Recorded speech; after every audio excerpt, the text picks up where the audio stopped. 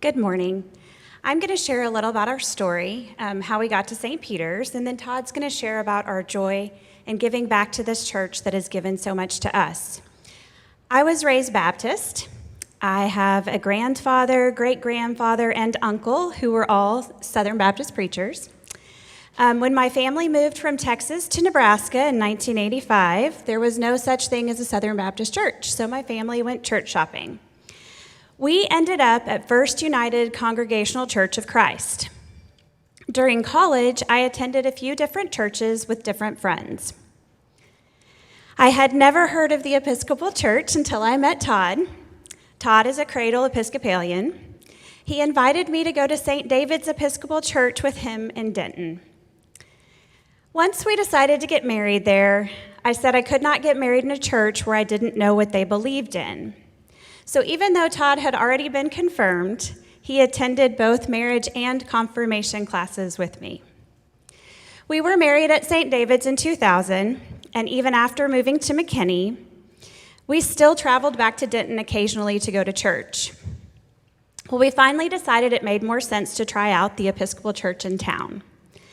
We immediately felt at home at St. Peter's. We didn't know the importance of transferring our membership. We just attended church here until Jake needed to be baptized. We are so thankful for our St. Peter's church family. Our church family has been with us as we have watched our children grow up here, be baptized here, get confirmed here, and now both serve here. Our church family has loved us and provided us with so much joy through so many eventful stages of our life. So as Tammy said, I grew up in the Episcopal Church. After we got married, we started attending St. Peter's in around early 2002. For the first few years, we did not make a pledge. I honestly do not remember Stewardship Sunday or all the works that led up to it. Never did I think that I would be here talking to you about stewardship either. For the first few years, when we were attending St. Peter's, we would just put money in the plate as it was handed around, because that's what you do. You give money to the church. We never thought about what that meant and why we did that.